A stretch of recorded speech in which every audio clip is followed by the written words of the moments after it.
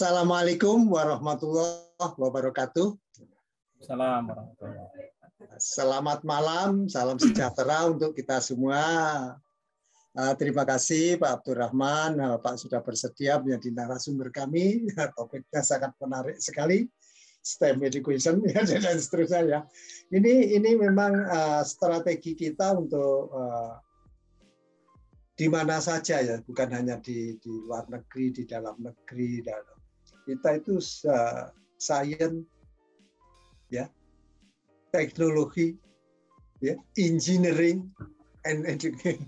Itu sangat matematik itu sangat penting sekali. Jadi bagaimana ini bisa dari awal ya, dari awal itu mestinya ya kita itu mulai dari preschool, dari PAUD.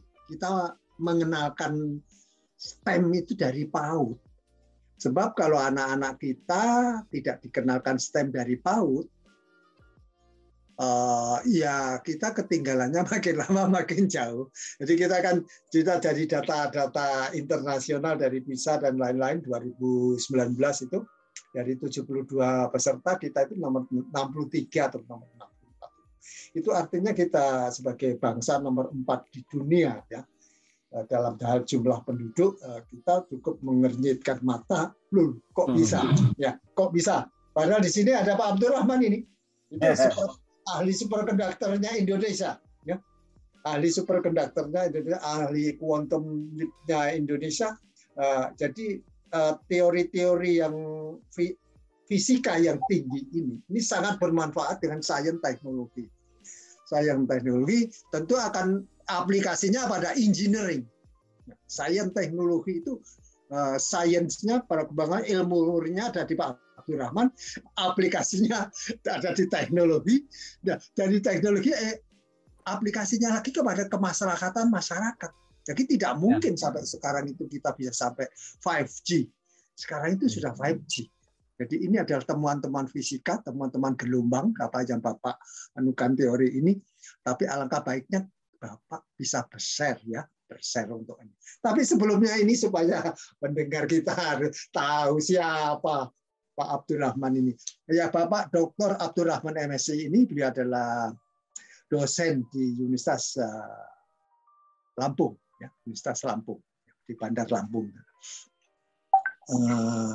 Lahirnya Bapak lahir di Lebak ya. Nah ini saya jadi senang ini. Bapak lahirnya dengan saya itu cuma selisih 2 hari. Tanggalnya yang selisih 2 hari, tanggalnya kalau tahunnya beda. Bapak lahir 10 Desember, saya itu 8 Desember. Kan dekat. Pak Abdurrahman, Pak Surahman. Jadi saya Pak Abdurrahman ini Pak 1968, jadi kalau menurut saya ada pemuda, pemuda, tapi dengan otak yang brilian ya. Bapak alamat kantornya sama ya di Unila ya. S1-nya Bapak adalah dari Universitas Lampung ya, dari pendidikan fisika. Memang background aslinya Bapak adalah pendidikan fisika. Tapi kalau saya melihat dari S2-nya, nah dari S2-nya ini saya jadi mulai senang. Mulai senangnya Bapak. Banyak teman-teman yang berbackground pendidikan. Jujur saja Pak. Tidak menyelami sangat dalam ilmu murninya. Nah ini sehingga kalau menjelaskan fisika kontennya itu tidak sampai dalam. Kalau tidak terlalu dalam, dangkal-dangkal di permukaan, itu tidak akan bisa menggali aplikasi fisika. Nah ini balik lagi, tidak akan bisa menggali aplikasi fisika. Jadi saya itu mulai dulu siswa, saya masih SMA, saya itu masih SMA kelas 1 itu semua soal Widagdo sudah saya selesaikan. Keren. Kelas 1 SMA padahal nggak punya guru. Jadi saya dulu tidak punya guru, lebih dekat saya ini autodidak fisika mulai kecil. Sampai ke IKIP Surabaya. IKIP Surabaya. Saya itu IKIP Surabaya, dulu namanya IKIP Surabaya, sekarang IKIP-nya hilang jadi UNESA. Nggak apa-apa, itu tetap alma mater saya itu. UNESA dulunya adalah IKIP Surabaya. Ini sudah hadir juga saudara kita dari dekat sana itu, Minang. Selamat malam Pak. Selamat malam Pak Abdurrahman. Malam Pak Kusmeldi. Iya, ini saya senang ini kalau sudah kumpul begini, ini silaturahmi ini dekat sekali. Ini balik cerita ini Pak Kusmeldi ya, bahwa kita ini fisika ya, dosen fisika, guru fisika, pengajar fisika. Itu kalau mengajar itu jangan hanya di permukaan. Kalau yang mengajarkan cuma diajarkan rumus-rumus itu tidak jalan. Kita harus mengajarkannya itu dari aplikasinya gimana. Jadi jangan rumusnya dulu. Yang membuat anak senang, membuat anak-anak kecil senang. Jadi kan ini judulnya temanya Science, STEM Education. Science, teknologi, engineering, matematik. Ini nih, sains, teknologi, engineering, matematik. Kalau kita pegang kata STEM ini, kita itu harus konsisten. Bahwa artinya tidak mungkin sains itu berkembang, itu pasti sains itu perkembangannya, aplikasinya pada engineering. Teknologinya gitu lah. Teknologinya kan gitu. Nah, itu berkembang lagi ke engineeringnya itu aplikasi-aplikasi sehari-hari untuk masyarakat ini. Jadi kalau kita bisa membuat traktor, bisa membuat ini kan itu tidak mungkin tanpa ada temuan fisika dulunya, ya. Teman-teman fisika bagaimana listriknya, bagaimana ininya, bagaimana gayanya, bagaimana ini putaran ini supaya lebih mudah gimana. Itu semuanya sudah sampai kepada otomatisasi yang sekarang ini kan, robotik. Jadi robotik itu pun pada guru-guru fisika, dosen-dosen fisika. Ini harus gimana itu robot itu? Aplikasinya gimana? Kira-kira apa? Teori dari mana? Jadi kalau misalnya robot itu kok bisa tepat 3 menit ngambil. Ambil lagi, diletakkan. Jadi kok bisa? Ya kan balik lagi kan. Science, teknologi, engineering, and mathematics. Jadi kalau akurasinya nggak tepat, ya mestinya yang dipegang itu diambil 3, yang diambil jadi 5, kan gitu. Nah, ini balik ya. Jadi saya cerita tadi Pak Abdurrahman ini memang S1-nya itu adalah memang mata kuliah yang diampu ya termodinamika, atau fisika kuantum, fisika zat padat, ilmu fisika, fisika statistik, dan fisika kuantum. Kelima-lima mata kuliah ini untuk orang awam, ini di awang-awang, Pak. Berat kali itu, Pak. Nah, tapi bagus. Jadi artinya sambil berdiskusi seperti ini nanti ya, baik Pak Abdurrahman, Bapak-bapak yang lain, ibu-ibu yang lain, dosen-dosen fisika yang lain ya, dosen sains. Mengapa ini dalam bentuk bincang sains ini? Kita itu kalau mengajar itu jangan banyak teorinya terlalu terlalu tinggi-tinggi sehingga itu mahasiswanya ngerti nggak? Nyambung nggak? Tapi ini lebih bagus lagi. Jadi saya tadi senang bahwa memang Pak Abdurrahman ini adalah background-nya S1-nya pendidikan saya, tapi ketika S2 dia itu adalah di ITB. Kelihatan ilmu murninya kuat sekali. Beliau malah ada judul tesisnya itu adalah karakteristik sifat transport superkonduktor suhu kritis tinggi. Ini 1995 sampai 1997. Pada waktu saya 87 Pak, 1987 itu ditemukan superkonduktor oleh Dr. Wynn yang ada di University of Houston, Texas. Waktu itu saya kuliah di sana. Tadi saya katakan Pak Abdurrahman dengan Pak Surahman ini beda 2 hari tanggal lahirnya. Saya 2 hari lebih dulu Pak, jadi saya lebih tua 2 hari.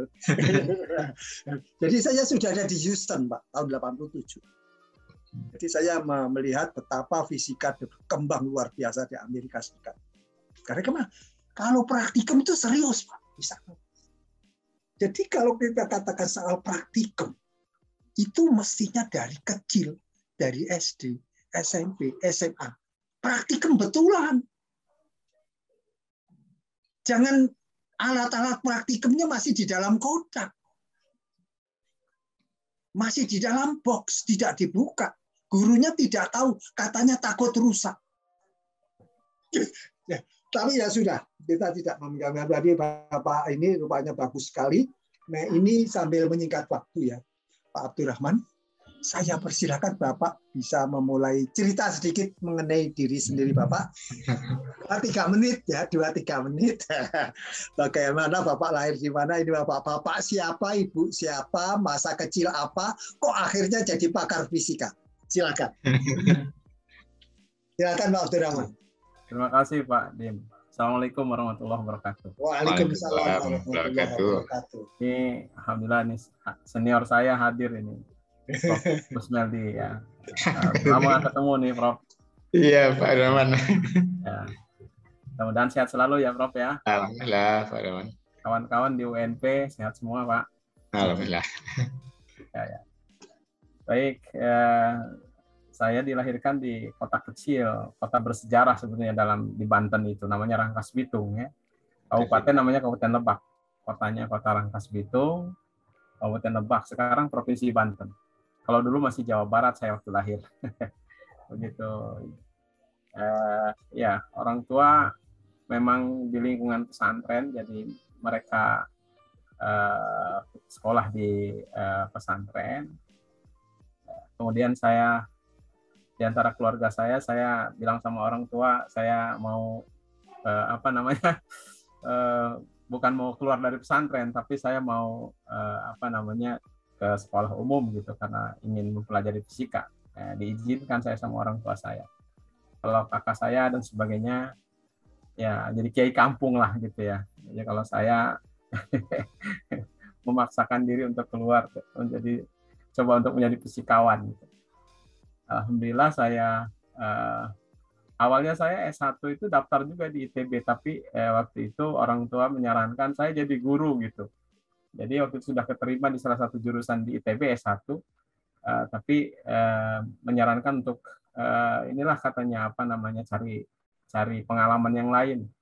Kalau bisa nyebrang lah kemana keluar Jawa. Nah ini Sumatera ini kemudian Unila itu buka, saya jadi masuk ke Unila itu dengan dulu namanya PMDK. PMDK itu sekarang mah PTN yang SBPTN yang tidak tes itu ya, masuk tanpa tes. SNPTN. Ya. Saya S1 di pendidikan fisika. Saya selesaikan dalam waktu yang cukup, menurut dosen saya terlalu singkat. 3,5 tahun S1 selesai. Wah. Kemudian saya diminta oleh dekan saya untuk tetap di Unila, tapi janji begitu SK keluar saya harus segera sekolah. Jadi saya dapat SK 1993,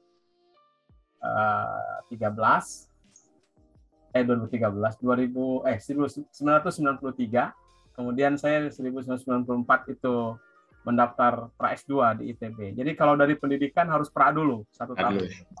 Kalau pra-nya lolos itu sebetulnya kawah candra di muka gitu ya. Ya, bagus. Nah, jadi penyamaan suhu dulu dengan lulusan-lulusan yang murni gitu ya. Dan saya termasuk dari berapa orang itu diambil hanya 15 perangkatan. Jadi yang tidak bisa lulus itu pra itu sekitar 8 orang seangkatan saya. Saya termasuk lumayan ranking ketiga dari IPK ya di atas 3,5 lah. Jadi masuk S2 lanjut. Iya. Nah, saya masuk S2 ngambil fisika material elektronik, lab material elektronik bersama Profesor Chiamaeon. Jadi beliau yang mengenalkan saya ke superkonduktor dan saya tertarik. Kemudian beliau tahun 96 dia mendapatkan hibah penelitian yang sangat besar kerjasama dengan Belanda. Jadi waktu itu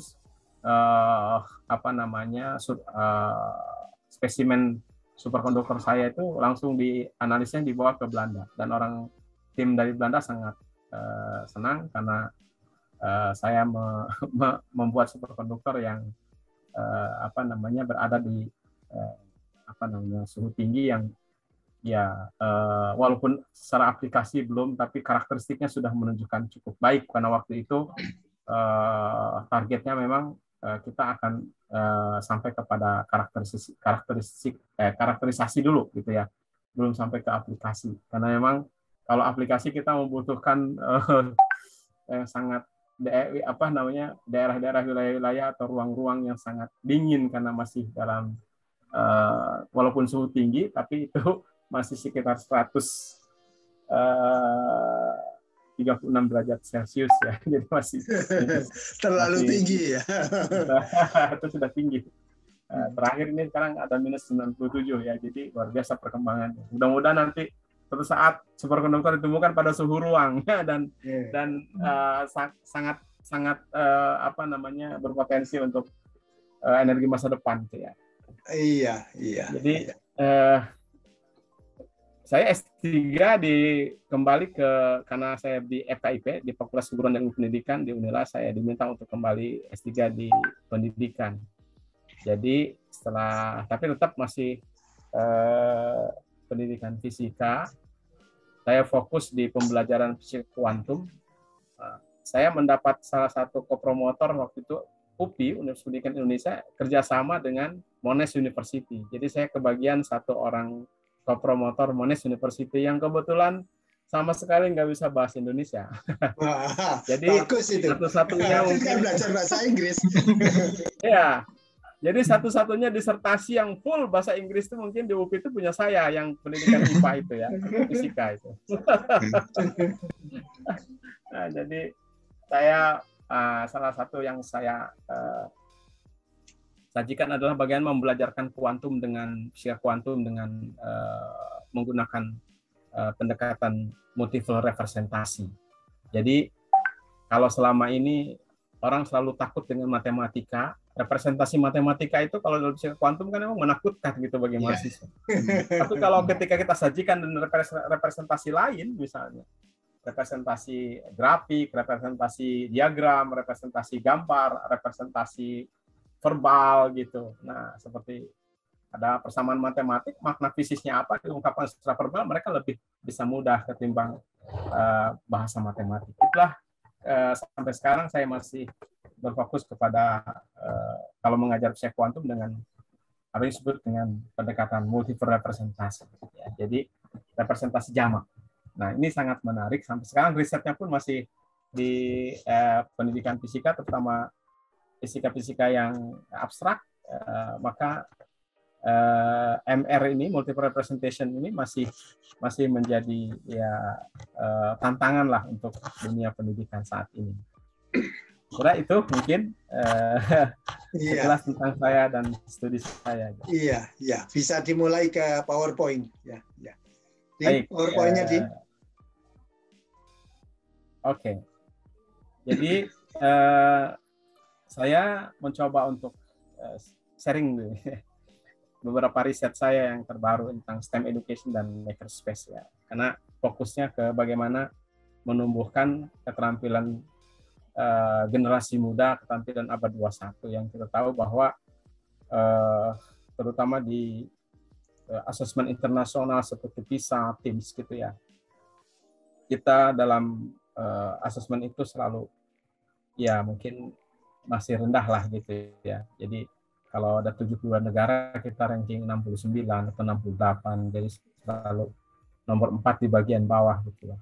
Nah, harapannya STEM education ini lalu menyediakan banyak makerspace untuk siswa untuk berkreasi di dalam pembelajaran fisika khususnya atau IPA umumnya.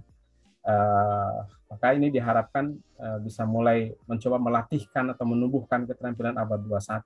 Next ya. Jadi lanjut. Baik. Mungkin saatnya gitu guru sudah harus meninggalkan pendekatan konvensional ya, pengajaran di mana ada bahan, memilih metode, kemudian menyampaikan bahan tersebut kepada siswa. Atau disebut dengan teacher center gitu ya. Kita beralih kepada apa yang disebut dengan student center, di mana siswa sebagai fokus activity ya. Jadi guru, lingkungan, bahan ajar itu mensupport semua aktivitas siswa. Maka pembelajaran itu sebetulnya lebih dekat kepada bagaimana kita mengengage ya. Jadi melibatkan siswa secara aktif dalam proses pembelajaran sehingga terjadi proses belajar mengajar sehingga tujuan atau kompetensinya tercapai gitu ya. Jadi kembali fokusnya kepada bagaimana mengupgrade engage siswa di dalam setiap pembelajaran. Next.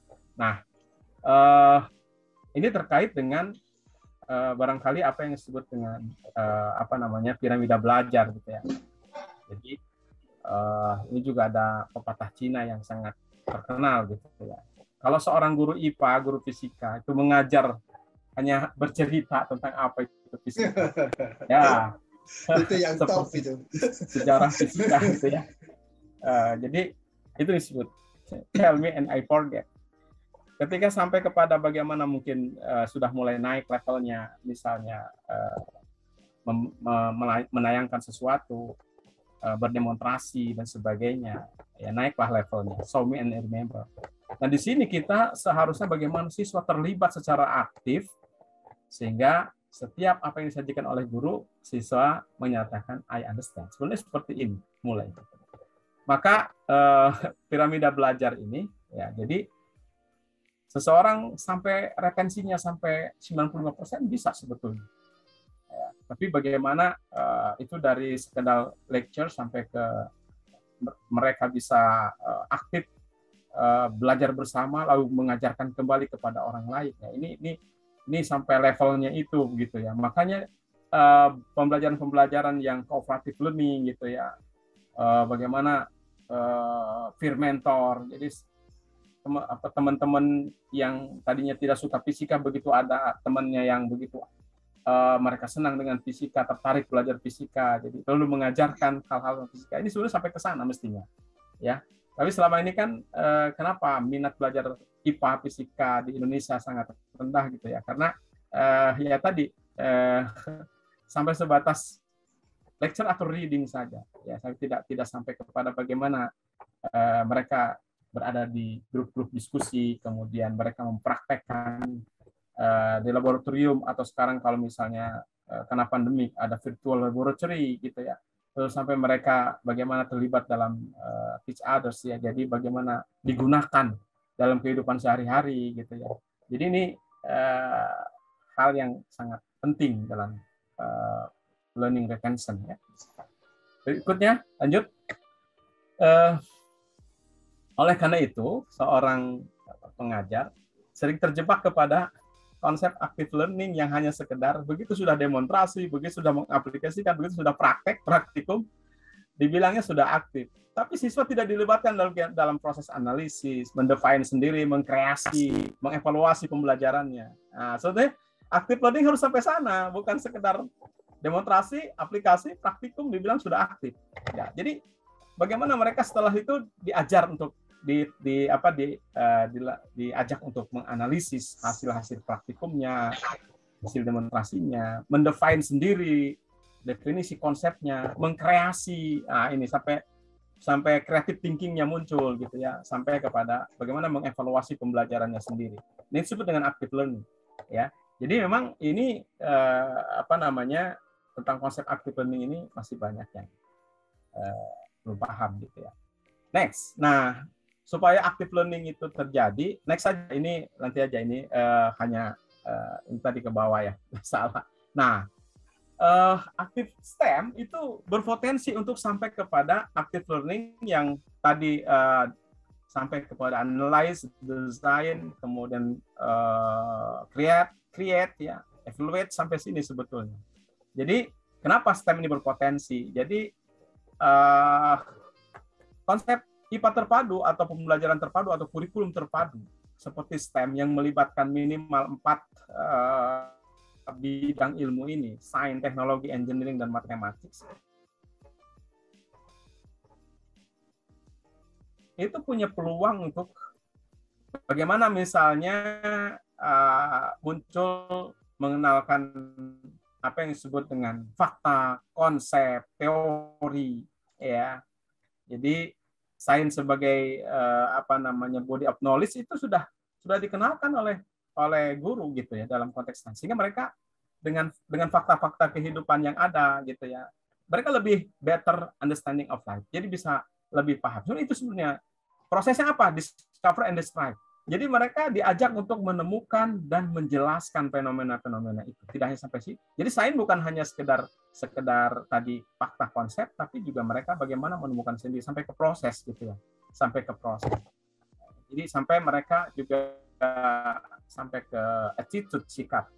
Nah, kalau sudah punya konsep dasar sains yang bagus, mereka bagaimana improve the natural world, melakukan invention, ya inovasi. Ya, ini seperti itu gitu diajaknya. Ya. Nah, untuk selanjutnya bagaimana juga diajak untuk memodifikasi, mendesain material, proses, sistem dan sebagainya, mengontrol dan sebagainya. Ini engineering tugasnya. Seperti itu. Nah, tetapi barangkali ini juga mereka jangan lupa numerasi itu sangat penting dalam kehidupan sehari-hari. Bahasa-bahasa simbolik gitu ya, bukan rumus ya. Kalau rumus kan barangkali terbatas pada pembelajaran fisika. Tapi matematik itu lebih kepada bahasa-bahasa simbolik ya untuk merepresentasikan hal-hal yang real dalam kehidupan gitu ya. Lebih kepada numerasi ya, numerasi. Jadi mereka lebih bagaimana mereka diajak untuk lebih awareness dengan simbol-simbol bahasa-bahasa yang merepresentasikan sesuatu gitu ya. Jadi mereka tidak hanya melihat rumus-rumus matematik di sini, tapi ketika misalnya mendesain sesuatu, menginsinyur sesuatu, dia awareness dengan ukuran berapa gitu ya, bahannya harus diukur dulu berapa. Nah itu matematik muncul di situ. Jadi keterpaduan ini ya sebetulnya ini yang bisa makanya di Amerika saya lihat anak-anak PK ya udah berstem ria gitu ya, seneng saya ngelihatnya. Ya, nah nanti saya akan lihat bagaimana saya juga melakukan riset tentang STEM ini di Indonesia gitu ya. Next, lanjut. Ini pengertian STEM. Nah, jadi gini, sebetulnya kan kita ingin bagaimana pendekatan STEM itu yang mengintegrasikan 4 bidang ini, sains, teknologi, teknik, dan engineering itu, fokus kepada pemecahan masalah nyata dalam kehidupan sehari-hari. Sebetulnya seperti itu. Ya. Terus terintegrasi dari semua bidang ilmu, maka ada STEM, STEMS, STEML. Jadi nanti sebetulnya ada STEM, ada art-nya, ada social sciences, ada linguistik di situ. Jadi pendidikan STEM itu terpadu bukan hanya sampai STEM sekarang, sudah berkembang ke STEM, misalnya ada A di situ, ada art, ada STEMS, jadi ada social sciences, ada linguistik. Nah, jadi membangun literasi STEM itu harus banyak terintegrasi dengan mata pelajaran lain sehingga tidak ada alasan misalnya seorang guru bahasa Inggris bagaimana saya menggunakan pendekatan STEM padahal itu sains, teknologi, engineering, matematik padahal dia punya linguistik di situ masuk gitu ya. Jadi nah ini bagaimana menerapkan ini memang tidak mudah gitu ya karena harus mengkaji kurikulum betul ya. Jadi bagaimana sains, teknologi, engineering, matematik itu terintegrasi dengan linguistik. Ini memang penting sekali. Kalau art kan gampang, ketika siswa mendesain sesuatu, ya, misalnya dia mendesain mobil-mobil bertenaga listrik, misalnya seperti itu, kan supaya tercantik, bagaimana bodinya itu kan perlu art, perlu seni, ya, seperti itu. Nah ini, next lanjut. Saya kira ini kita tidak konsisten saat ini memang Indonesia belum begitu Nah, jadi STEM sebetulnya mempersiapkan siswa untuk hidup di masa depan. Jadi bagaimana mereka berpikir kritis dan menyelesaikan masalah ya. Dan ini adalah hal-hal yang dapat digunakan ya keterampilan yang digunakan dalam sepanjang hidup mereka. Nah, fokus seperti itu. Next nah jadi yang kita butuhkan saat ini sebetulnya konten STEM itu terintegrasi semua pelajaran ya. Jadi tidak hanya fisika, tidak hanya matematika, tidak hanya biologi ya, tapi semua mata pelajaran karena keterpaduan sekarang contoh misalnya kita tidak hanya berfokus pada RI 4.0 tapi sudah ke society 5.0 gitu ya. Ini juga bagaimana social science juga berkembang diintegrasikan dengan STEM. Ya. Kemudian pemecahan masalah yang lebih serius yang diberikan kepada siswa kita, ya. Kemudian bagaimana mereka belajar lebih kolaboratif. Ya. Ini yang untuk bisa membangun STEM secara baik, literasi STEM secara baik. Next, ya. Tidak. Nah, saya menawarkan Amsud dengan makerspace. Apa itu makerspace? Jadi bagaimana ruang yang kita berikan kepada siswa, engage yang kita inginkan kepada siswa, keterlibatan mereka itu dalam dua dimensi, baik hand-on maupun mind-on. Nah, jadi guru tidak hanya menuntut bisa berpikir, tapi mereka juga berkreasi gitu dengan STEM itu, ya. Jadi mereka itu menggunakan kemampuan berpikir kritisnya dalam sebuah lingkungan yang kreatif. Jadi intinya makerspace itu seperti itu. Ya, jadi kita memberi ruang kepada siswa lebih banyak. Apalagi sekarang di zaman pandemik, ya, kalau alangkah bosannya mereka di hadapan laptop, begitu ganti guru, ganti layar laptop lagi, ganti terus gitu ya. Tapi kalau bagaimana mereka dilibatkan juga hand-on dalam lingkungan yang kreatif, ya. Saya sudah banyak melakukan penelitian itu dan sukses-sukses ya siswanya gitu ya. Dengan tema fisik at my home. Jadi mereka cukup mempelajari fenomena fisika yang ada di rumah mereka. Kebetulan materinya kelistrikan, kemagnetan misalnya begitu, termodinamika. Jadi mereka ternyata kreatif itu.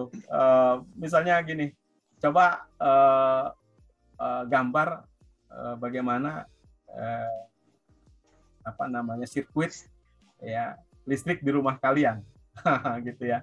Lalu hitung berapa kalian harus bayar kalau per kWh sekian. Dihitung oleh mereka.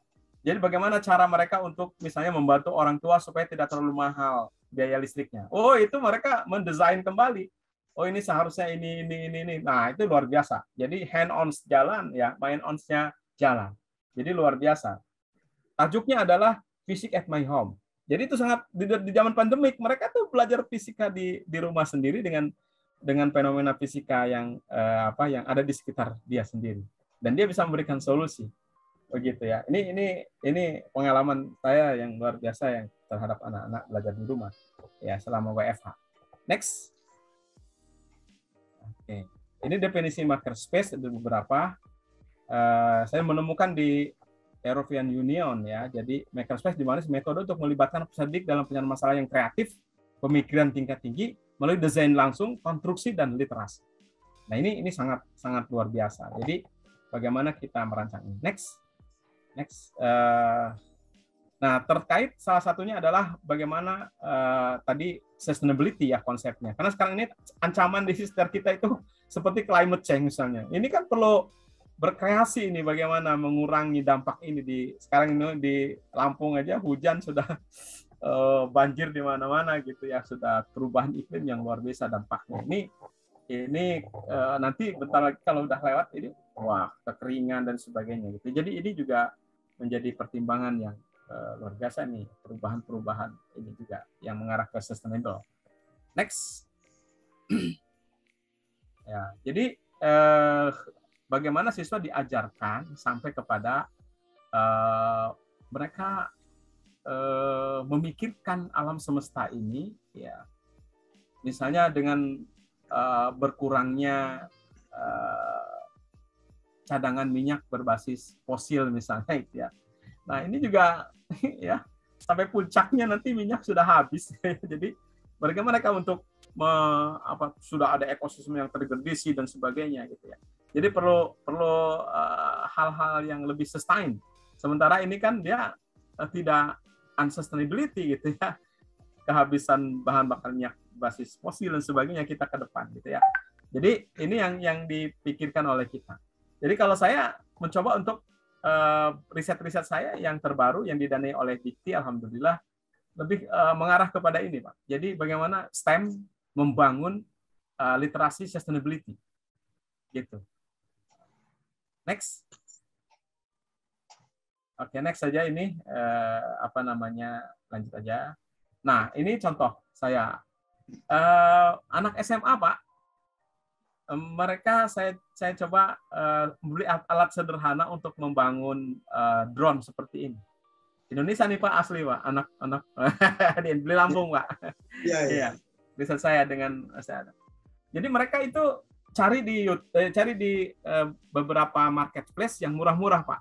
Ininya apa, baling-balingnya, kemudian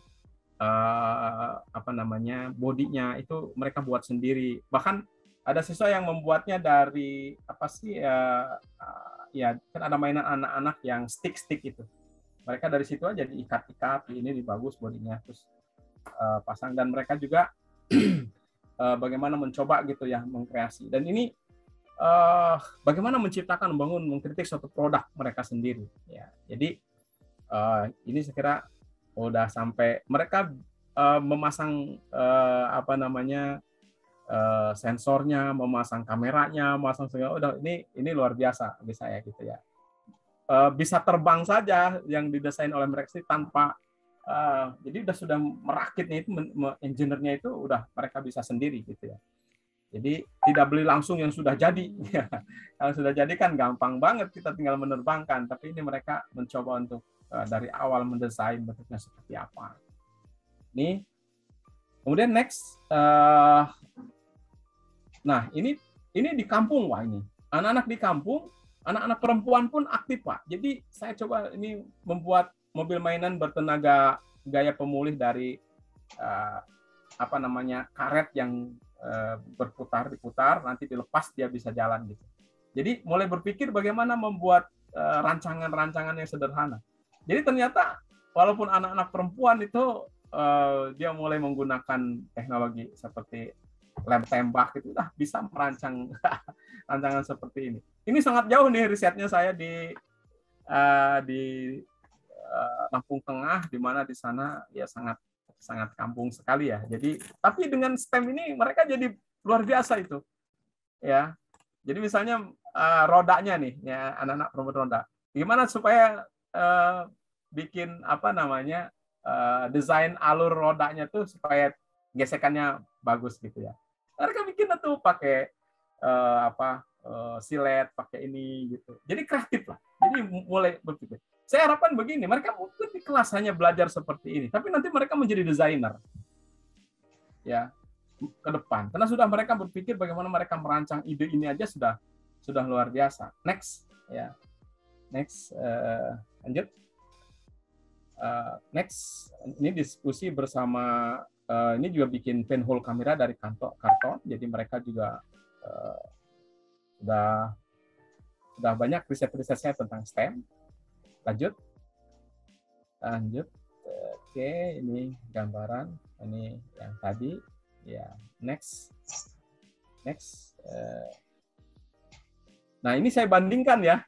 Di Amerika saya dapat foto-fotonya ini. Mereka itu luar biasa, mulai TK. Kita mulainya saya dari SMP Pak ya, SMP SMA. Jadi mereka itu saya lihat bagaimana mereka terlibat dalam desain dalam ini itu ya. Saya luar biasa nih. Mereka project based learning. Jadi dengan project based learning mereka membuat project seperti ini. Jadi saya juga lihat wah ini anak-anak TK ternyata sudah bisa, tapi saya belum meneliti nih anak-anak TK kreatif itu anak-anak TK kita. Jadi sebetulnya mereka coba melihat, saya melihat ini luar biasa nih. Tapi saya nggak tahu daerahnya di mana nih Pak Dim. Pak Dim mungkin nanti dicek nih. Saya dapat internet aja nih. Ya ini kita hampir di Pak Abdurrahman, Pak Ismaildi. Kita di Amerika itu hampir menyeluruh menggunakan STEM education itu, dan mulai TK itu sudah dikenalkan semacam begini. Tidak takut di sini itu anak-anak itu tidak takut dengan memang itu begitu masuk fisika murni di SMA itu Pak. Itu tidak banyak yang berminat ya, karena di Amerika kan bisa memilih ya. Nah, itu kalau fisik gitu sudah minggir. Tapi yang minat itu ini kisah nyata Pak. Iya. Dua cucu saya alhamdulillah itu super gifted gitu loh. Jadi SMP kelas 8 ya, kalau kita kan grade 8 gitu ya. Itu kalau kita SMP kelas 2 kan ya. Ya. Itu karena ininya apa? Sangat kritis gitu, sangat sudah boleh kuliah, Pak.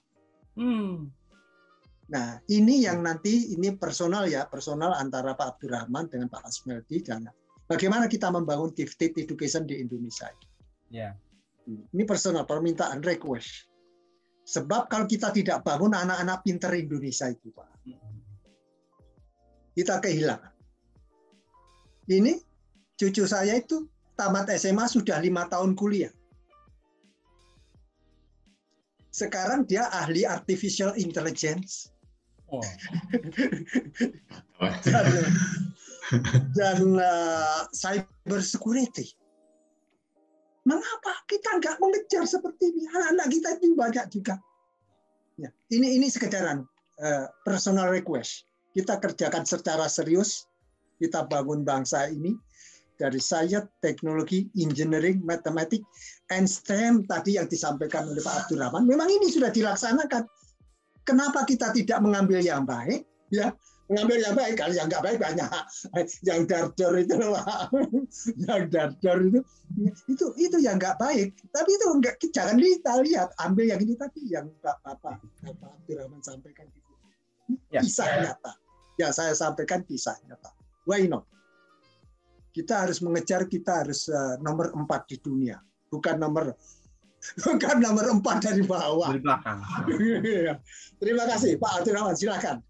Iya, jadi saya coba juga nih, jadi aspek-aspek kolaboratif gitu yang mereka mikirkan itu. Jadi hal-hal yang pemilihan bahan, ukuran, semua itu matematik semua. Jadi saya menerapkan integratif STEM itu memang seperti itu. Terus ini perhatikan di gambar drone itu. Jadi asli ini Pak. Jadi kenapa dari mulai pengikatnya aja itu beli sendiri, ngikat sendiri. Jadi nggak plak jadi gitu. Jadi sudah mulai mereka bagaimana ngikatnya aja, alat-alat itu beli di toko besi gitu ya, udah biasalah gitu ya. Ini supaya mereka bisa merancang sendiri. Next, lanjut. Terus saja ini contoh pendekatan pembelajaran, desainnya saya buat. Nah ini ada juga satu nih, ini udah publish ini saya ya. Jadi mereka membuat termos sederhana. Jadi bagaimana mencari bahan-bahan kalau untuk membantu orang tuanya yang di desa itu, kalau beli termos itu barangkali ya mungkin murah sih, tapi ya cukup ini. Tapi mereka hanya menggunakan botol bekas sirup gitu, terus dibungkus oleh bahan yang adiabatik yang ada di sekitar mereka. Mereka mencoba beberapa bahan adiabatik, ternyata cukup ini juga, bertahan juga beberapa ini termos sederhana itu ya. Jadi luar biasa nih membuat produk-produk di kampung dan membantu mereka untuk tetap punya air hangat sama 1 hari gitu ya. Kalau ke ladang kemana itu tanpa harus beli termos yang mahal gitu. Jadi botol bekas pun bisa dijadikan sebagai termos sederhana ini. Jadi seperti ini proyek-proyek yang saya lakukan di sekolah gitu ya, ke anak-anak. Terus next, ini contoh aplikasi pembelajarannya. Ini memang lengkap dengan bagaimana mempelajarkannya gitu ya. Nah ini untuk anak-anak SD, SMP membuat rancangan Wigglebot. Ini sering saya juga ini robot sederhana ya, robot sederhana dengan hanya membuatnya dari bekas minuman ya. Bukan bekas, minuman yang dari kertas itu ya. Terus 3 buah spidol untuk kaki, terus beberapa ini bahan yang sederhana seperti penjepit jemuran untuk memutarkan, untuk menggerakkannya. Jadi mempelajari lintasan putaran robot goyang ini juga asik buat mereka. Tapi yang lebih ini sebenarnya engineering design ininya, sirkuitnya, sehingga mereka belajar mendesain rangkaian listriknya di situ. Ini yang membuat mereka menarik gitu. Jadi membuat rangkaian listriknya sehingga begitu saklarnya di-on-kan itu bisa berputar gitu ya, bergerak berputar, Wigglebot ini. Jadi saya sudah coba kayak guru-guru SMA aja ini bukannya tambah, mereka kan di SMA juga ada konsep kelistrikan yang lebih ini. Mereka modifikasinya bagus itu. Jadi saya sering melatih guru SMA untuk mengembangkan bagaimana STEM gitu ya, bisa membuat siswa kita lebih engage ya, lebih terlibat dalam proses pembelajaran. Next, Terus ini tidak terlalu ya, untuk literasinya gitu. Jadi saya sering membuat instrumen untuk literasi. Jadi ada indikatornya dan sebagainya. Nah, ini langkah-langkah pembelajaran STEM saya sudah menganalisis sendiri ini. Jadi memilih KIKD yang di situ merumuskan IPK-nya untuk kemampuan abad 21. Pilih model pembelajaran yang bisa diintegrasikan ke STEM. Ya, lalu identifikasi konten aktivitas STEM-nya di situ. Ya, lalu nyusun RPP-nya, menyusun unit pembelajaran, implementasi. Jadi diawali seperti itu. Jadi ini sudah dicoba dan sudah berhasil di beberapa guru SMA. Ya, next, ini contoh isian bagaimana menganalisis konten STEM.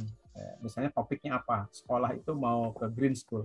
Nah, seperti itu. Jadi KIKD-nya dipilih, indikator pencapaian kompetensinya apa, nanti sains-nya apa, teknologinya, engineering-nya, matematik, baru nanti dibuat RPP-nya. Next, ini saya memang lanjut seperti ini. Dibuat dulu. Ini membuat desain perahu-perahuan misalnya gitu. Rupa perahu. Terus next. Nah, ini analisisnya. Jadi sainsnya mengenalkan fakta-fakta bagaimana benda terapung tenggelam, gaya Archimedes, hukum Archimedes, ya. Prosedurnya merancang perahu layar dan seterusnya. Jadi ini sederhana untuk anak SMP ya. Jadi tapi ini teknologi membuat rancangan berbantuan komputer misalnya model bagaimana purwarupa perahu layarnya ini juga menentukan. Tapi sebetulnya gini. Contoh misalnya kita kan punya kearifan lokal perahu pinisi. Satu aja itu. Tapi kalau anak-anak sekarang nggak dikenalkan lagi dengan kehebatan yang lagu nenek moyangku orang pelaut, ini sebenarnya peluang untuk mengenalkan kembali sejarah bangsa gitu ya. Ini mereka membuat purwarupa seperti itu fisika gitu. Tapi mereka dikenalkan kembali dengan sejarah bangsa bahwa bangsa ini adalah bangsa pelaut gitu, gagah di lautan gitu ya. Nah, ini sebetulnya mereka membuat purwarupa itu tidak hanya sekedar ya perahu layar yang gampang dibuat gitu. Wah, ini menarik, Pak. Jadi luar biasa mereka itu. Senang mereka itu mendesain perahu layar yang luar biasa. Terus anak kita tuh kreatif, terus terang aja. Ya. Anak kita tuh kreatif sebenarnya. Kalau kita memancing mereka itu loncatannya lebih tinggi dari yang kita bayangkan. Betul. Iya. Ya, begitu. Sampai mereka bisa menentukan titik berat perahu di mana gitu, matematika di situ supaya tidak tenggelam harus seperti pokoknya luar biasa. Saya ini bisa seneng lah dengan anak kita yang sebetulnya kalau gurunya kreatif, anak kita bagus. Ya. Next, lanjut. Ya, lanjut. Ya, jadi kalau yang ini banyak yang bisa dibuat oleh mereka. Next, lampu senter aja harus beli kan, terus dibuat sendiri. Terus langsung ini selesai saya kira ya. Ini contoh-contoh aja lembar kerja yang bisa digunakan oleh siswa kita. Nah, ini beberapa model pembelajaran bisa diintegrasikan dengan STEM seperti inquiry based learning, discovery learning, problem based learning, project based learning. Ya. Kemudian ada 5E ya, engagement, exploration, explanation, elaboration, evaluation. Ini juga bisa dijadikan model-model pembelajaran yang bisa terintegrasi STEM. Lanjut. Habis ya. Ya. Nah, ada yang sekarang yang baru ini, artikelnya juga baru-baru nih, engineering design process. Nah, ini juga sebenarnya ini untuk di sekolah awalnya diterapkan di sekolah-sekolah vokasi, engineering design process. Tapi saya terapkan di calon-calon guru fisika strategi EDP ini mantap benar ini. Ya. Jadi misalnya di engagement dia mencoba mengidentifikasi problem dan hambatan-hambatan terkait dengan fakta konsep fisika di kehidupan sehari-hari gitu stepnya itu ya. Lalu dia mulai mengeksplorasi tentang ide-ide bagaimana menyelesaikan masalah itu ya. Lalu dijelaskan bagaimana ide-ide itu bisa menyelesaikan masalah itu. Di elaborasi dia coba membangun dan mengkomunikasikan hasil kreasinya, hasil desainnya itu ya. Coba menguji hasil desainnya lalu direfleks Jadi ini betul bagus ini. Saya saya mencoba untuk mengembangkan ini di beberapa mata kuliah gitu ya, di beberapa mata kuliah dan cukup berhasil. Ya, cukup berhasil, terutama di termodinamika, ya, termodinamika, kemudian mata kuliah elektrodinamika, ya. Ini desain engineering, desain proses ini EDP ini cukup bagus. Ini juga salah satu masuk ke dalam STEM di bagian engineering. Jadi kita khusus di bagian engineeringnya. Next.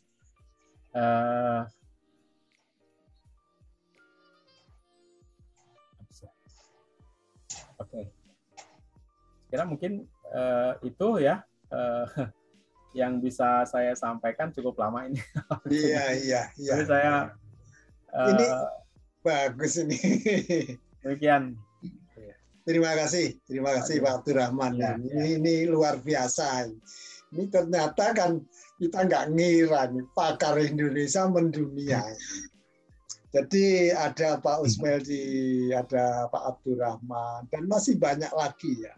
Kalau ini mau kita pamerkan ke Amerika.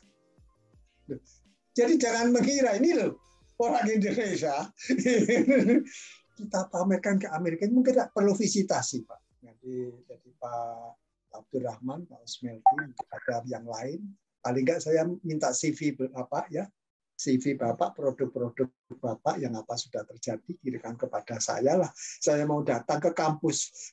Saya datang ke kampus. Bisa nggak diatur ini? Apa ya, Amerika memang baik. Tapi Indonesia juga tidak jelek. Saya bilang gitu. Nah, karena saya tantang gini, kalau pertandingan dunia Olimpiade Fisika, Indonesia itu nyabet tiap tahun. Saya tantang gitu nanti. Apa kamu ingin mendengarkan pakar-pakar kami? Oh iya, pasti gitu Pak. Nah nanti ini pancingan ini Pak.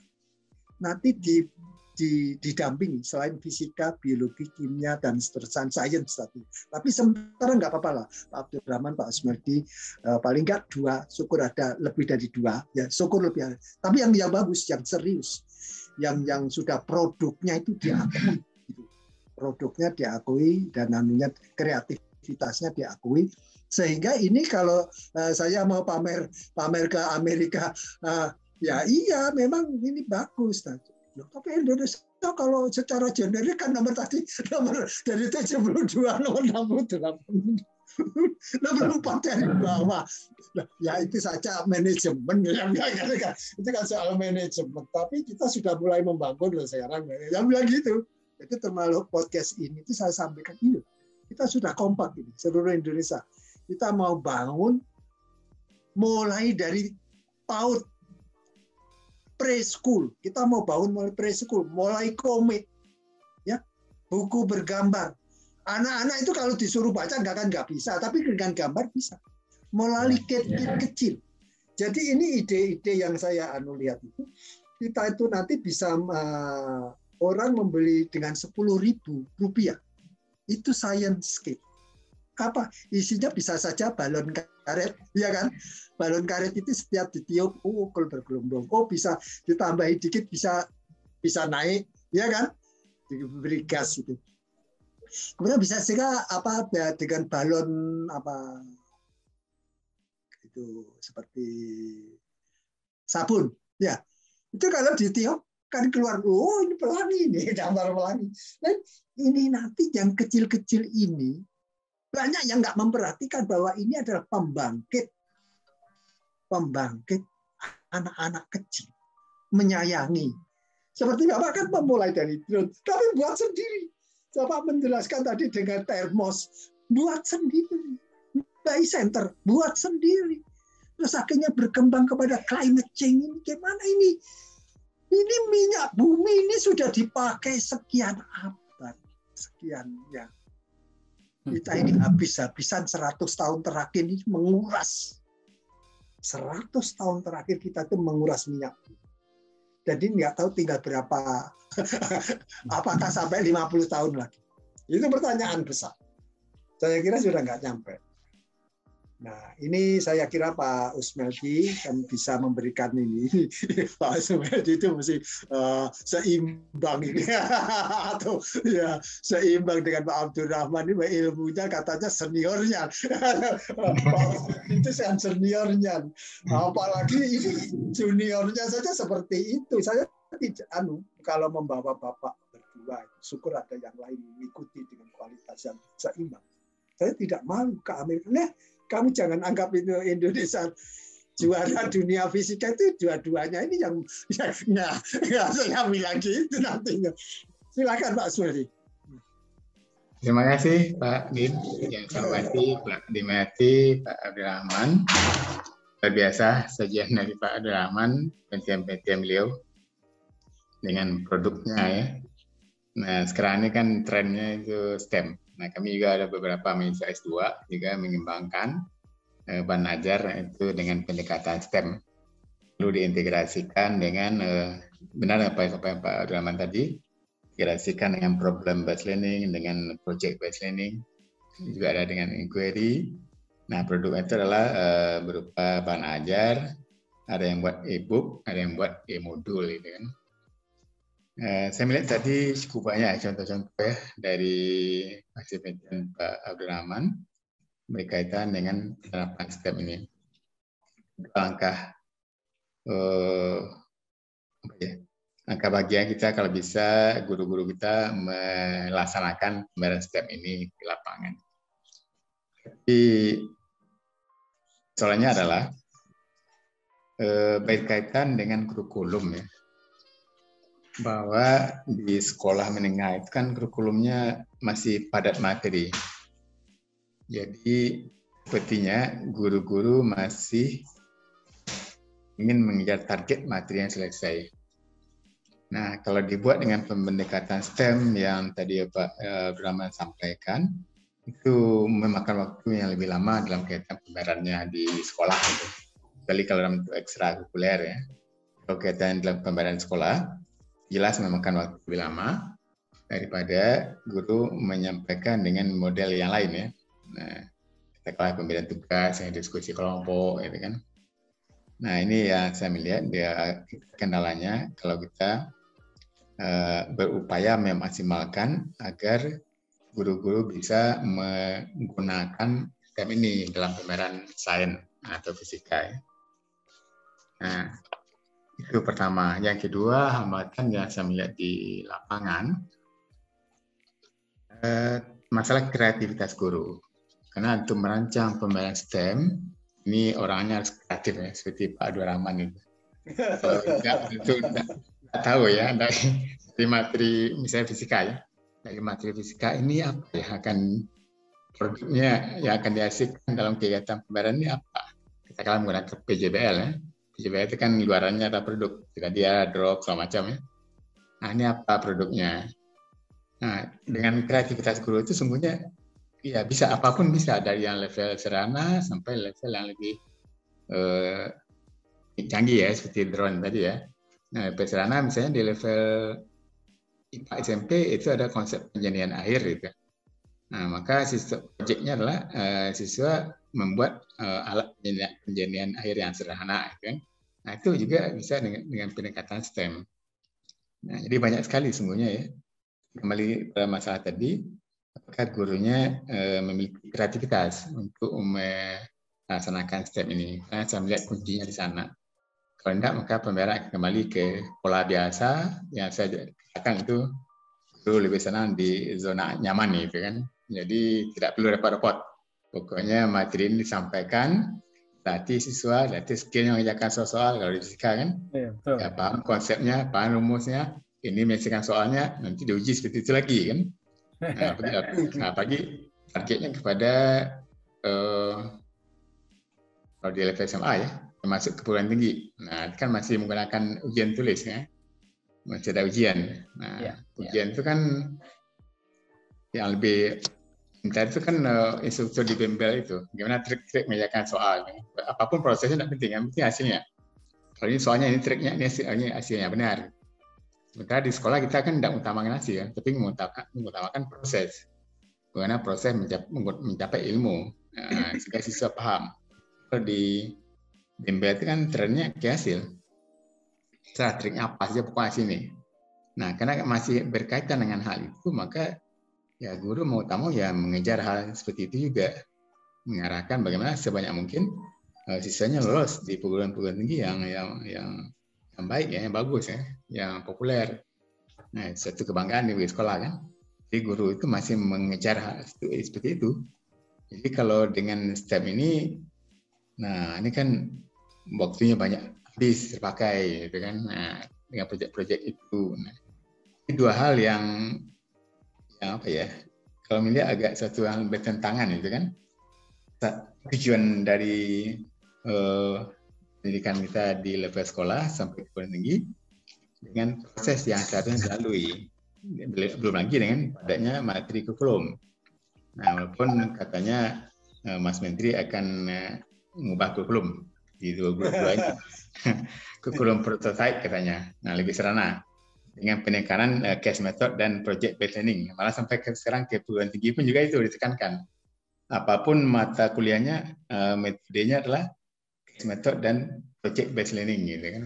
Nah, dipaksa gitu, karena kaitannya dengan indeks kinerja utama perguruan tinggi. Nah, ini persoalan lagi. Nah, apakah bisa semua mata kuliah atau mata pelajaran di PJBL-kan? Nah, ya harus kembali ke persoalan tadi, kreativitas di pengajar. Nah, jadi saya melihat ya ini ya, dan saya memang setuju ya, STEM ini kita kembangkan, apalagi sesuai dengan kemajuan teknologi informasi saat ini. Seperti yang saya sampaikan di awal tadi, kami mahasiswa di fisika, di S2, itu sudah banyak yang penelitian tesisnya diarahkan kepada STEM ini.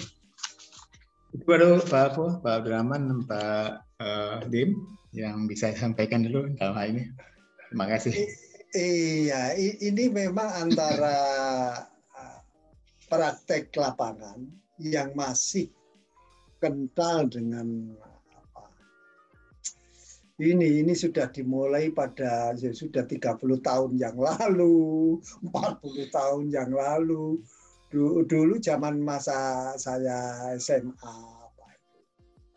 ya memang sulit ya, terutama ya tahun-tahun 90-an itu kan lebih banyak tes masuk sehingga untuk dapat diterima di perguruan tinggi itu orang harus melalui bimbingan belajar, ya kan?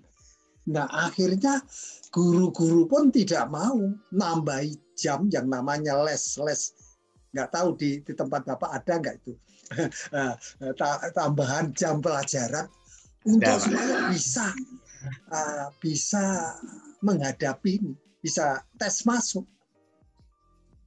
Ada yang bisa menghadapi. Ada strategi baru lagi, bahan materi kurikulum diselesaikan 5 semester. Diselesaikan 5 semester. Semester ke-6-nya itu latihan soal. Ya. Sampai seperti itu. Nah, ini kita tidak boleh menyalahkan apa yang mereka sudah lakukan ya. Apapun ya. Ini karena kita itu balik kepada ini nasionalisme ini kita. Kalau itu kita sadar, kalau kita lanjutkan ini ya, kita betul-betul jadi bangsa jongos. Ngerti Pak ya? Kita itu tempat pasar saja. Kreativitinya ini tidak kita bangun. Karena anak disuruh menghafalkan soal jawab. Nanti kalau soalnya gini, solusinya begini. Nanti urutannya begini loh, cara menyelesaikan. Tidak ada memikir apa yang tadi disampaikan oleh Pak Abdurrahman. Gimana ini? Kamu buat dengan drone ini supaya bisa terbang, ya terserah kamu. Wah, akhirnya kreativitas naik.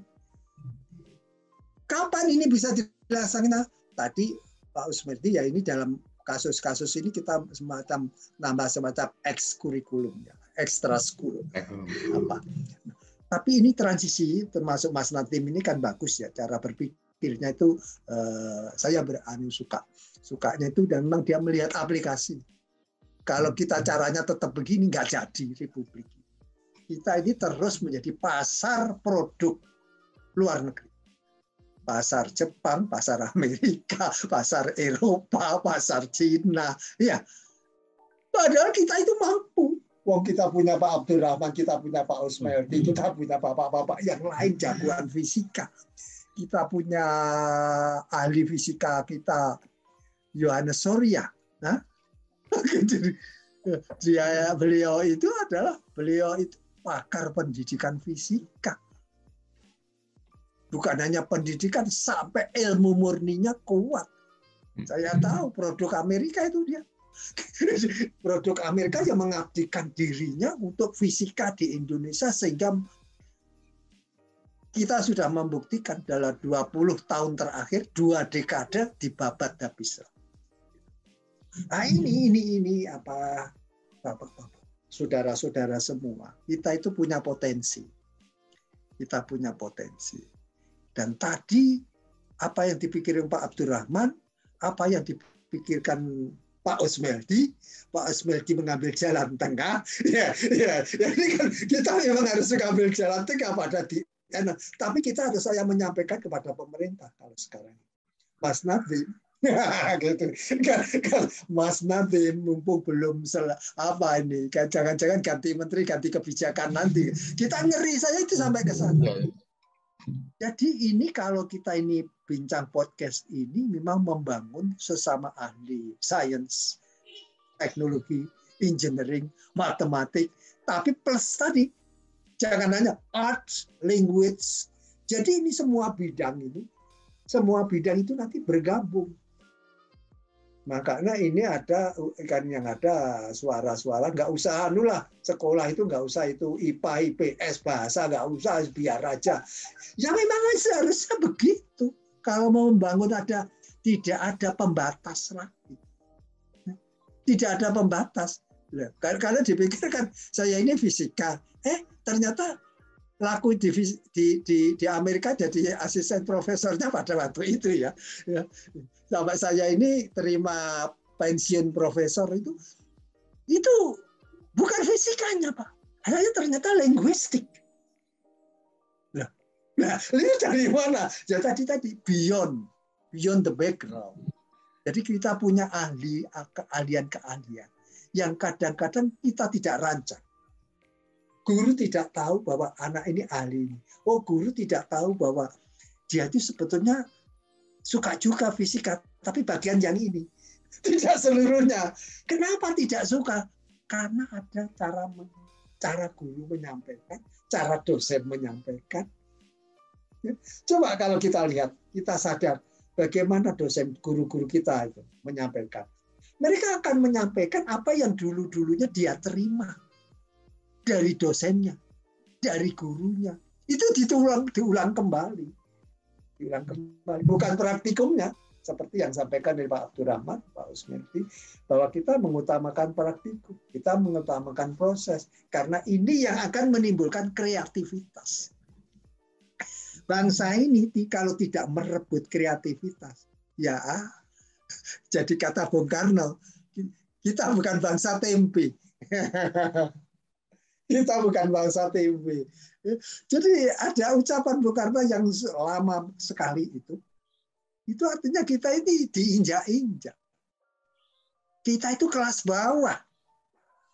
Apakah ini ada Pak Presiden, ada Pak Menteri, ada anggota DPR yang mendengarkan podcast ini? Apakah kita itu tega? Ya, mumpung kita masih bisa berusaha loh. Jadi Pak Abdurrahman, Pak Usmeldi, Pak Surahman yang ada di sini, Pak Abdurrahman 10 Desember, saya 8 Desember, Pak Usmeldi. Kita cuma beda 2 hari, Pak, nggak apa-apa. Beda umur nggak apa-apa, tapi semangat sama. Kita ingin membangun bangsa. Jadi ini memang kita harus bangkit. Kita tidak perlu menyalahkan sana sini, memang ini proses ya, ini proses. Karena proses itulah ini akan akhirnya kita adakan kompromi, tapi kompromi ini akan lebih bagus gitu. Bapak-bapak, ibu-ibu, saudara-saudara semua yang mengikuti Permani, saya minta 2 menit Pak Abdurrahman menyimpulkan kira-kira, silakan Pak Abdurrahman. Baik Pak Bin. Jadi ada 2 hal terutama yang akan saya sampaikan closing statement saya. Yang pertama, peran guru ya, ini harus kita tingkatkan dalam pengembangan inovasi pembelajaran sains di kelas, ya, termasuk ya bagaimana berusaha untuk menghadirkan STEM education salah satunya dalam proses pembelajaran. Ya, guru ini kan dia juga dosen, Pak. Ya, jadi ini kadang-kadang lupa. Guru ini ya dosen, ya guru ya dosen, betul. Ya, jadi makanya istilah teacher itu kita tuh sampai kepada dosen, kan profesor. Ya, silakan, Pak. Kemudian yang kedua, masalah learning orientation. Jadi supaya siswa itu juga punya awareness, dia punya kesadaran bagaimana ikut nimbrung walaupun dia students gitu ya dalam menyelesaikan masalah-masalah yang dihadapi dalam kehidupan sehari-hari, maka bagaimana pembelajaran itu diciptakan sekontekstual mungkin, terutama terkait dengan 2 hal. Pertama, ancaman climate change yang sekarang sudah dirasakan di mana-mana. Yang kedua, masalah terkait dengan sustainability, terutama bagaimana mereka disadarkan tentang kebutuhan energi terbarukan. Nah, 2 hal ini yang menurut saya mestinya pembelajaran sains siswa sudah disadarkan dengan hal ini gitu ya. Sebetulnya tidak terlalu sulit sebetulnya gitu ya, karena negeri kita ini kan negeri yang kaya akan segala potensi yang bahan alam yang luar biasa gitu ya. Jadi saya di Lampung ini mahasiswa saya kalau masa pasca saya ajak aja jalan ke panas bumi yang ada di Ulu Belu di Lampung itu. Bagaimana mereka memikirkan nanti panas bumi berpotensi untuk menjadi energi terbarukan. Padahal itu di setiap wilayah ada gitu ya. Nah, apakah mereka sudah berpikir di situ ya? Itu masih perawan itu daerah itu. Jadi panas bumi yang belum, sekarang Pertamina udah mulai masuk sih. Tapi insya Allah itu jadi salah satu bahan pelajaran yang penting gitu ya. Seperti itu. Jadi ajak mereka lebih mengeksplorasi potensi yang dimiliki oleh alam mereka sehingga banyak berpikir, berkreasi, sehingga punya kemampuan berpikir kreatif, berpikir kritis dan kreatif. Itu sekira yang perlu kita bangun bersama. Terima kasih. Terima kasih Pak Abdurrahman, Pak Usmeldi, dan saudara-saudara semua. Ini adalah kesempatan yang baik, tapi kita dibatasi oleh waktu. Hari ini luar biasa sekali. Jadi diskusi kita luar biasa sekali. Kita pada inti persoalan bangsa, bahwa kita tidak harus menjadi bangsa tempe. Gitu. Kita tidak harus seperti ini. Kita tidak harus nomor 4 paling bawah secara average, walaupun tiap tahun kita juara fisika kan gitu, karena itu di belakang kita, di depan kita ada Pak Abdurrahman, pakar fisika ITB, Pak Usmeldi ITB, UP, wah sudah pakar-pakar ini menjadi andalan bangsa Indonesia. Saya kira saya ucapkan terima kasih yang sebanyak-banyaknya kepada pendengar juga yang sudah mengikuti, memutar-mutar balik. Ini perlu diputar-putar lagi apa yang disampaikan oleh Pak Abdurrahman, apa yang disampaikan oleh Pak Usmeldi, luar biasa. Jadi ini bisa membangkitkan semangat bangsa Indonesia untuk tidak menjadi bangsa TP, tetapi menjadi nomor 4 terhebat di dunia dalam segala hal. Assalamualaikum warahmatullahi wabarakatuh. Waalaikumsalam warahmatullahi wabarakatuh. Terima kasih Pak Dim.